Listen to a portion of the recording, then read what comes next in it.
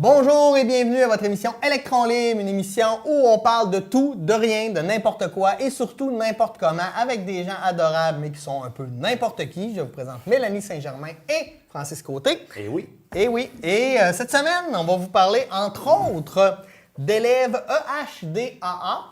On apprendra qu'est-ce que c'est. On va vous parler de flatulence ou mieux connu sous le nom de PET. Et on va parler aussi d'animaux totems. Parce que chacun a besoin d'avoir un animal totem, hein? Ou du moins, si vous n'en avez pas, je vais vous expliquer comment trouver le vôtre. N'en ai pas, tu vas savoir comment trouver le tien. Okay. Là-dessus, avant tout ça, on va commencer avec notre coup de cœur, coup de masse. On va commencer avec Francis. Qu'est-ce que tu as à nous dire? Oui, coup de cœur, longuement réfléchi, ce sera attribué au papier de roche-papier-ciseaux. Okay. C'est en fait la puissance sous-estimée de roche-papier-ciseaux. Quand on prend le papier, on s'imagine sa fragilité, sa légèreté.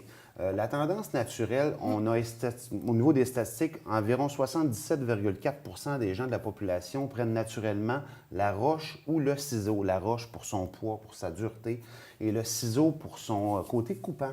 Et le papier est généralement sous-estimé, mais peut s'avérer, avec 33,3 % des chances de réussite, une alternative très puissante. Donc, mon coup de cœur cette semaine, le papier. Mélanie? On est à la 4e émission de la saison et on n'a pas parlé du décor qui a changé. Hey, ouais! Moi, j'ai mon coup de cœur, c'est le décor. En fait, dans le détail, dans la subtilité, dans l'esthétisme, le lapin, qui est à Jacob Lévesque, en fait, qu'il faut le nommer, il n'y a pas de nom. Trouvez-lui un nom. Il aimerait ça. Non, c'est un concours. Et on est dans un concours. Oui, on lance un concours. Vous pourrez gagner des billets pour venir assister au tournage. Et tout particulièrement à cette douceur. Oui. Génial. Ça commence fort aujourd'hui. Moi, de mon côté, ça va être un coup de cœur à l'essai politique d'Alexandre Jardin, Révoltons-nous. Je suis tombé là-dessus, je trouve ça très intéressant. Mon petit défaut, c'est très franco-français, parce qu'on parle beaucoup d'exemples qui viennent de la France, mais vachement intéressant. Pourquoi? Parce que c'est un essai politique qui veut changer les choses, sortir la politique de ces paradigmes actuels qu'on considère qui fonctionnent plus ou moins bien. C'est une pensée qui n'est ni de gauche ni de droite. On sort de ça, on veut penser autrement. À lire, je vais sûrement faire une chronique. Quand je vais l'avoir terminée, je vais faire une chronique juste là-dessus. C'est assez puissant, en fait, comme message. Maintenant, est-ce qu'on aura le courage un jour de faire quelque chose? Ça, c'est autre chose.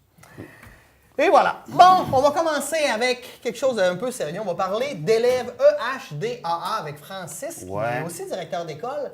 Francis, qu'est-ce qu'un élève EHDAA? C'est un élève handicapé en difficulté d'adaptation et d'apprentissage. Donc, c'est le langage qu'on utilise pour l'ensemble des élèves en difficulté. Et ce que je veux expliquer aujourd'hui, c'est qu'est-ce qui fait que l'élève en difficulté reçoit le service. C'est quoi le chemin parcouru entre le constat, finalement, et le service qui est mis en place? À toutes les saisons, j'ai une chronique qui est un peu plus sérieuse, qui touche l'éducation. Donc, c'est l'angle que j'ai pris cette fois-là. Aussi pour les parents qui se demandent à la maison, quand ils ont un enfant qui va vivre des difficultés potentiellement, comment ça fonctionne le financement, l'organisation des services. Par exemple, ça commence avec un constat. Généralement, l'élève arrive soit avant l'âge scolaire avec un diagnostic ou durant son parcours scolaire avec des difficultés qui sont constatées avec des observations auprès des parents et particulièrement au niveau du côté scolaire. Ça peut être en CPE auparavant. Peu d'élèves, je dirais, l'équivalent de 1 % de la clientèle qu'on reçoit avec une identification qui est déjà faite, mais c'est rare. On reçoit les jeunes et on va regarder qu'est-ce qui fonctionne, qu'est-ce qui ne fonctionne pas. On peut parler de troubles du langage, on peut parler de problématiques au niveau de la déficience motrice, motrice grave, au niveau de la déficience légère, modérée ou sévère.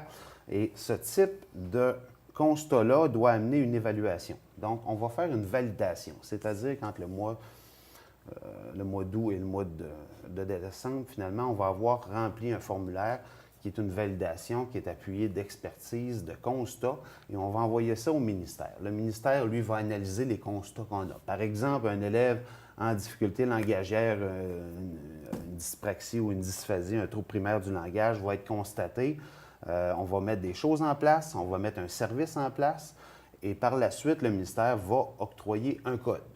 un code de difficulté. Donc, ce n'est pas pour un enfant qui ne réussit pas ses mathématiques. C'est pour un élève qui a un trouble spécifique. On va être, mettons, un trouble langagier, ça va être un 34, motricité, ça va être un 36 ou un 50 au niveau du trouble envahissant du développement, les TED, les autistes ou les Asperger. Les codes qui sont quand même universels, j'imagine, dans toutes les Au Québec. écoles au Québec. Au Québec, c'est notre langage à nous. Une fois qu'on a ça, le ministère doit donner la ressource à la commission scolaire pour appuyer le service. Le service, c'est quoi? C'est-tu plus d'orthopédagogie? C'est-tu souvent, avec les élèves en difficulté, des éducatrices spécialisées qui vont recevoir donc un nombre d'heures selon la problématique du jeune concerné. Comment ça fonctionne, le financement? C'est très simple. On a établi dans une convention collective, ça c'est la convention collective enseignante 2015-2020 qui vient d'être signée, il y a une annexe qui s'appelle l'annexe 21 qui établit en entente gouvernementale combien d'élèves handicapés, selon le code, tu dois placer dans une classe. Si tu faisais une classe seulement avec des élèves en trouble du langage, tu en mettrais combien dans la classe? Mettons, ils disent 12 élèves. Fait qu'ils vont prendre le salaire enseignant moyen à 80 000 avec les bénéfices marginaux, bien sûr, et le diviser par le nombre d'élèves, et ça va donner le financement. Par exemple, 80 000 divisé par 12 élèves que tu pourrais mettre dans cette classe-là, ça donne, mettons, 6 700 La commission scolaire reçoit 6 700 pour un élève, code 34, qui a un problème de langage. Par la suite, la commission scolaire, chez nous, ce qu'on fait, c'est pas pareil partout. On va, selon l'ensemble des écoles de la commission scolaire, prédéterminer combien d'heures d'accompagnement on va donner. On ne regarde pas l'argent que ça a donné, ça coûte toujours plus cher. C'est normal. Toute commission scolaire a un nombre de postes qu'il a généré, puis qui se dit ça va coûter plus cher pour donner le service, c'est normal. Mais après, on va attribuer un nombre d'heures, puis on va donner un accompagnement selon la difficulté du jeune. Oui, c'est lié au diagnostic. Oui, c'est lié à l'aspect monétaire. On a beau dire non, donnons le service aux enfants. À un moment donné, il faut que ça rentre en ligne de compte. Là. Je veux dire, on n'a pas le choix de le comptabiliser également. Et par la suite, on donne le service en fonction des besoins. Bref, le parent qui arriverait, qui dirait « Moi, mon enfant génère 7 000 donc je veux du service pour ça. » Ça ne marche pas de même. Certains élèves ont plus besoin, certains élèves ont un paquet d'heures d'accompagnement, mais fonctionnent super bien. Donc, tu en enlèves un petit peu à lui, tu en donnes un peu plus à l'autre qui, lui, n'a pas d'identification, mais a des besoins et va recevoir un service. Donc, c'est un panier de services qu'on a pour l'ensemble de l'école, pour l'ensemble de la commission scolaire, et que nous, en plan d'intervention avec les parents ont un rôle. On va discuter du type d'accompagnement qu'on va donner à ces jeunes-là. Donc, élève EHDA, c'est comme ça qu'on fonctionne chez nous. Ce n'est pas de même partout, mais en général, c'est à partir de ça et à partir de la bonne volonté des gens qui font cet accompagnement-là aussi également. Mais très intéressant. Vraiment. J'ai pas tout compris, mais... Ouais, non, ben c'est ça, tu me rappelleras. Oui, c'est un langage technique aussi. Toi, tu es Ouais, là c'est ça. dedans. Mais je sens que mes enfants sont en sécurité dans les écoles. C'est rassurant pour ouais, non. T'hésitais? J'hésitais entre ça et les pets comme sujet de chronique. Puis Ben, finalement, ça je suis allé vers ça, mais là, Ça avait elle en déjà été parle, pris. là. Écoute, oui. c'est un sujet comme un autre. Oui, mais avant, moi, je vais te parler des animaux totems, parce que ce que j'ai appris, c'est que tu n'as pas d'animal Non. totem. C'est quoi un animal totem? Il ne sait pas, lui, c'est pas Il faut lui. trouver un animal totem. C'est quoi un animal totem? C'est un animal qui va te représenter, ou tu as un lien mystique, psychique avec lui, qui va être comme ton symbole, ou où tu vas partager des qualités, des choses comme ça. Mais des fois, on le sait pas. Des fois, il y en a qui le savent exactement. Je sais pas, moi, j'aime les chats, des chats partout, des trucs des chats. c'est des chats, instinctif, etc. ouais. Mais c'est pas comme ça que ça marche. Non. C'est instinctif. Moi, vous donner des trucs. Moi, comment ça a commencé tout ça? C'est que j'étais avec mon garagiste, M. Audette, et il venait me porter à la maison parce qu'il avait fini de réparer mon auto. On jasait, et là, il y a un chevreuil qui a traversé le chemin à un endroit où il n'y avait jamais eu de chevreuil. Et là, je rentre à la maison et ma conjointe me dit « Ah, c'est peut-être ton animal totem. » J'ai fait « Ouais. » Et j'ai recommencé à chercher. Et j'ai trouvé mon animal totem. Et là, j'ai regardé qu'est-ce que ça signifiait. le chevreuil, en fait, comme animal totem pour moi. Il y en a plein, là. Ça peut être des araignées, ça peut être le renard, ça peut être le loup, là, c'est bien les gros classiques. Pour moi, en fait, ça combine la douceur avec la force et la détermination. Donc, j'ai fait, pourquoi pas, tu sais. On parle de douceur, on parle de possibilité de se mouvoir dans les travers de la vie, de contourner les obstacles avec grâce. J'ai fait, oui, c'est tout à fait moi. C'est un peu comme l'horoscope. Tu lis ça, puis tu fais, ah, ben oui, ça m'appartient, c'est exactement ça. Être en contact avec son enfant intérieur, l'innocence. Hein? Être sensible, intuitif, c'est tout à fait moi. Ma vigilance, ma capacité à changer rapidement de direction. C'est vrai? Non, c'est moi, hein? Je peux me régénérer, être en contact avec les mystères de la vie. Moi, je trouvais que ça me ressemblait. Donc, j'ai dit, comment on peut trouver? Parce que moi, chanceux, il est arrivé comme ça. Mais je vais vous en parler. Hey, on a le droit de ne pas être d'accord. Ben oui, vous avez le droit. On a-tu le droit d'avoir un fou rire intense? Oui, tu as le droit de faire tout ça. La règle d'or, on ne trouve pas son animal totem. C'est ton animal totem qui te trouve. Il saute dans le dard. Oui. Laissez votre animal totem vous trouver. Il y a plusieurs façons de connaître votre animal totem, mais ce qui est certain, c'est qu'un animal totem ne peut pas être choisi. C'est lui qui vous choisit. C'est sûr. Dans la plupart des cas, les animaux totems peuvent apparaître lorsque vous vous aventurez hors de votre état d'esprit habituel, comme en rêve, en méditation, même des fois dans la vie, comme moi, ça m'est arrivé. Sans savoir. Et là, vous allez le voir à plusieurs reprises. Hein. Il peut vous apparaître sa forme physique. Vous allez le remarquer à raison de son comportement inhabituel ou de le voir plusieurs fois dans un court laps de temps. Mais là, ça peut être beaucoup. Là. Moi, j'ai vu un chevreuil et là, j'arrive. Après ça, ben, il y a le monsieur qui vient réparer des choses chez nous. Il ouvre la porte, il y a un chandail avec un chevreuil. Ben oui. Mon Dieu, il y a des liens à faire. C'est ça. Ça revient te chercher, ça revient te hanter. Comment partir à la découverte de son animal totem? Donc, premièrement, être attentif. Regardez dans la nature. Hein? Être attentif aux animaux qui vous entourent.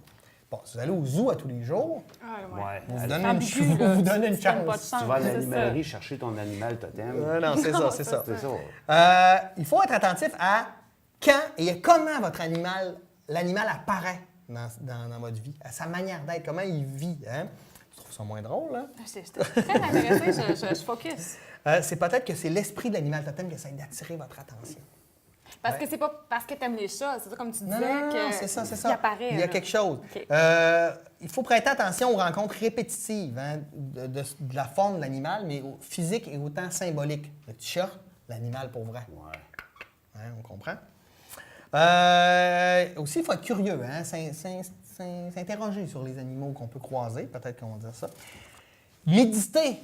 Parce que méditer, on peut trouver notre animal en méditant. On va méditer et finalement, notre esprit va voyager et on va voir en symbolique cet animal-là. Par les rêves aussi. Hein, dans nos rêves, si on rêve souvent au même animal, peut-être qu'il y a un lien. Si par exemple, on va le voir dans la vie, etc. Et on peut aussi faire un cheminement chamanique. Ah ouais. Bon, par exemple, une session de visualisation accompagnée de tambours qui induisent un état de transe propice à la découverte de son animal totem. Ça peut beaucoup vous aider. L'as-tu fait?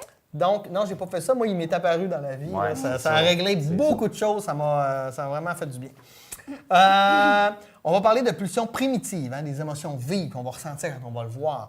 Moi, j'ai manqué le frapper, fait que là, je suis venu tout en chaleur. J'ai été l'adrénaline dans le piton. Ça peut être aussi comme la personne qui est venue faire des réparations est venue m'aider. Hein? Il y avait comme une douceur dans lui. De soi, c'est ça. Hein? L'aspect de la personnalité qui va être là, des sentiments qui vont être transmis. Et une fois qu'on l'a trouvé, notre animal totem, on doit l'accompagner, hein? Partir en voyage. Des fois, on peut rêvasser. Comme moi, je rêvasse que je chevauche un chevreuil. Puis là, ça m'amène, ça crée des liens mystiques entre moi et mon animal totem. Ouais. Et il faut que vous observiez ça et que vous pensiez aussi comme un troisième œil. Quel est vous, là? Comment vous agissez? Mélanie, aide-moi, c'est déjà pas facile de parler de ça. Donc, c'est ça. Si vous voulez en savoir un peu plus, il y a un site Internet fantastique qui s'appelle Animal Totem. Ben oui. .com. Non, .fr. .fr. C'est un site français. Okay. Oh, on a perdu Mélanie, qui est allée chercher le lapin qui va peut-être être son animal totem. Je pense. Bon, on a eu le décrochage de la saison, c'est fait. Maintenant, Mélanie va nous parler. De pète! Et voilà, je te laisse là-dessus, j'en suis plus capable. Je vais essayer. Écoute, en fait, je parle de pet, je sais pas pourquoi. Je sais pas non je plus. sais pas. Parce que mes enfants, souvent, vont dire, toi, maman, tu pètes pas, tu pètes pas. Toi, ma fille, un jour, avec 4 ans, elle me dit, une maman, ça pète pas. C'est vrai, ça. Puis j'ai dit, c'est pas vrai. C'est juste qu'on est plus subtil, on est plus... Puis là, je me suis C'est dit, quand même... l'expérience. Oui, puis il y a un tabou envers le pet, en fait. Chose, la période me dérange, finalement, mais chose que je trouve un peu... Merci Pierre. Ça fait plaisir. Et il y a quelque chose avec le pet, c'est ça. Fait que je dis, bon, écoute, on va voir s'il y a quelque chose à dire sur le pet. Puis, gars, on a eu des réactions. Ah, le pet, c'est pas sérieux. Non, c'est non, mais drôle. c'est vrai. Non, non. En fait, le pet, ça existe. Et ils disent qu'en moyenne, un être humain normal, chose que je ne suis pas, pèterait 14 fois par jour. 14. Et que s'il ne pète pas, ça sortira quand même la nuit. Ah. Voilà. Daniel Pénac, j'ai volé une petite histoire de Daniel Pénac dans le journal d'un corps, qui dit, c'est 4 gars. Le premier gars, il dit, moi, quand je pète, ça fait du bruit puis ça sent. Le deuxième gars, lui, il va dire, moi, quand je pète, ça fait du bruit, mais ça sent rien. Le troisième, il dit, moi, le contraire, ça sent vraiment mauvais, mais ça fait pas de bruit. Le quatrième, lui, il dit, ben moi, les gars, quand je pète, ça fait pas de bruit puis ça sent rien. Fait que là, 3 gars, ils regardent le gars puis il dit, ben pourquoi tu pètes? Hein? Ben, ouais. c'est ça, quand même. Ouais. C'est ça. Fait que là, j'ai fait des petites recherches. Il y a même une rumeur qui dirait, ou quelque chose qui dirait que Fred Pellerin a fait son mémoire de maîtrise sur le pet. Est-ce que c'est vrai? Je sais pas. Parce que ça fait rire, ça écœure, ça paraît comme mal poli, en fait, mais c'est quelque chose qui est totalement naturel. J'ai cherché la composition du pet. Ah ouais. Ouais. En fait, le pet résulte du même processus que le rot.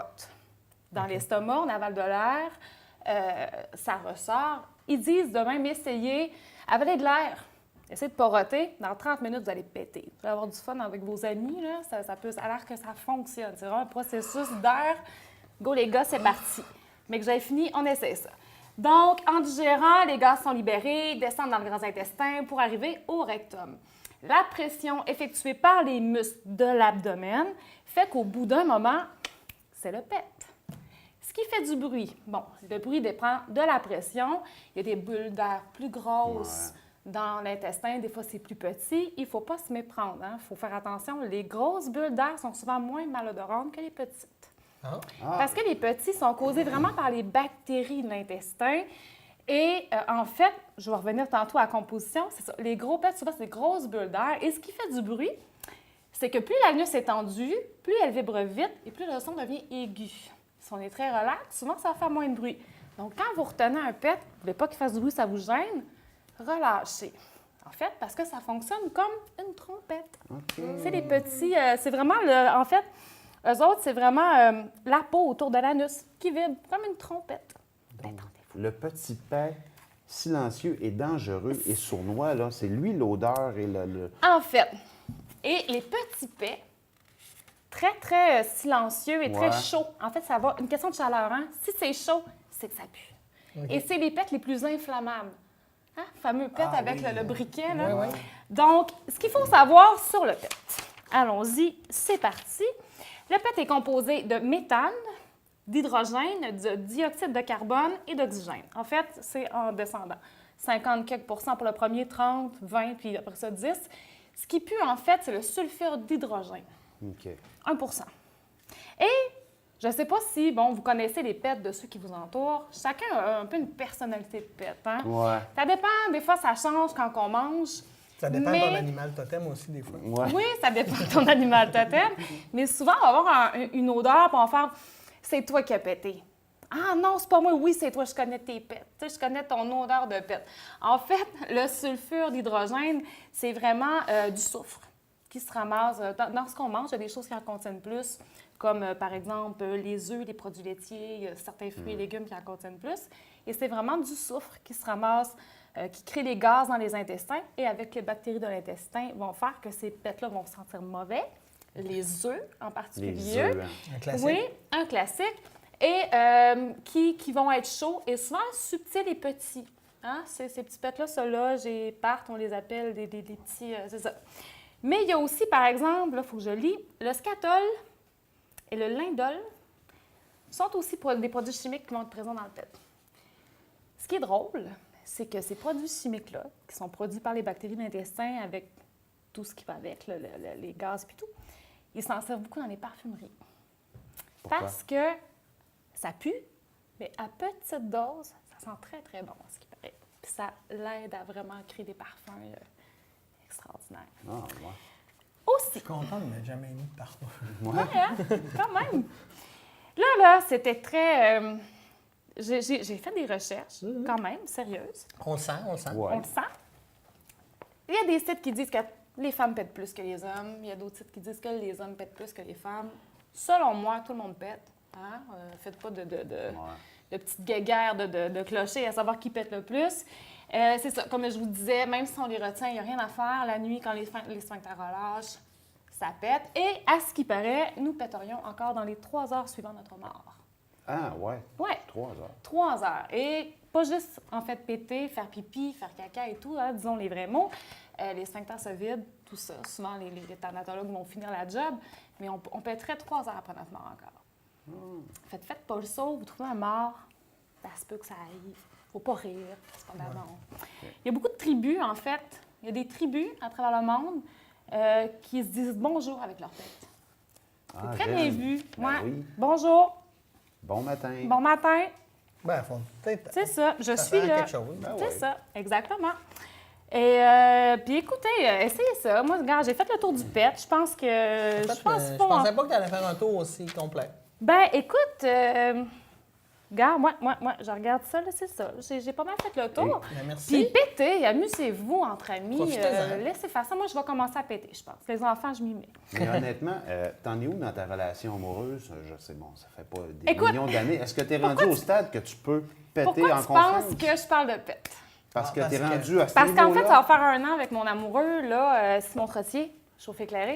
Et Simon, c'est une machine à pète, mais c'en est drôle. Ma fille a peur. Maman, il y a le tonnerre! Non, c'est Simon qui a pété. Et je vais faire une petite blague là-dessus. Ils sentent rien. Ça sent rien. OK.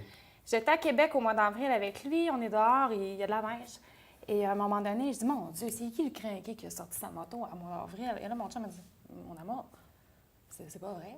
Tu me niaises? Mais non, de quoi? J'ai pété. Tu pensais que c'était Et un là, je fais, moteur? mais non, mais mon amour, c'est une joke, c'est pas. Oui, voilà. C'était puissant à ce point-là. C'est dit. Et voilà. Ouais, voilà, toujours se méfier. L'inspiration. Ah. Il est tellement beau puis fin. Ouais. Ouais, Mais c'est il ça. se cache pas non plus, il Ouais. sera pas fâché. Super, ben tant qu'à parler de choses grasses, moi je vais vous amener dans la bouffe grasse. Ah Oh! oui. Parce qu'il y a un mythe, tu sais, que la bouffe nord-américaine est grasse, puis que la bouffe européenne, c'est de la bouffe fancy. Bon. On pense qu'il y a une partie de ça qui est vraie, mais il y a une partie de ça qui est fausse. Et j'ai fait le top 10 de la de nourriture européenne qui sont vraiment très grasses. Oh! Ouais, oui, Top 10 pourquoi très pas? gras. Oh, OK. Oui, oui, très gras, très gras. On est très prêt. gras. Premièrement, on s'en va en Italie pour manger une bonne calzone. Oui. Ah oui, vous connaissez, c'est comme une pizza pochette, là, mais bonne. Ça, pourquoi? Parce qu'une calzone, ça possède environ 1000 calories, quand même, hein? Donc, si on la mange au complet. Donc, il faut faire attention parce qu'une calzone, hein, on sait, bon, c'est délicieux, là, mais il faut faire attention. Donc, très, très, très, très gras. On va aller en Espagne manger des churros. Est-ce que vous avez déjà mangé? Churros, oui. Des churros, bon, on adore ça, on adore ça. Un churros, 116 calories. Hey, Là, on n'a pas encore mis de Nutella dessus. Là. t'en manges pas un. Ben non, ben non, ben non, ben non. Si tu ajoutes du Nutella, ben là, on passe de 116 à 250. OK. Ah oui, oui. Ah, mais pas mal. Puis comme on mange 7 à 8 churros, Ouais, c'est ça. ben, écoute, on peut penser qu'on a eu nos calories pour la semaine. La fondue, on aime ça. Mais la fondue savoyarde, on peut manger en Savoie. Oui. Grosse fondue.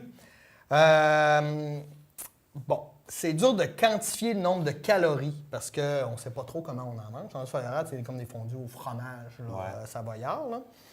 Là. Quand on mange une fondue, tout le monde se paye à peu près 1000 calories en mangeant une fondue au fromage. Eh là là. Mais Savoyard, c'est C'est le Savoyard, c'est la Savoie, donc c'est une région de la France. Ouais. C'est des fondues au fromage, c'est à côté de la Suisse. On peut Ok, penser fondue au fromage. ouais, c'est ça. Fondue au On fromage, peut pas- on peut- Ok.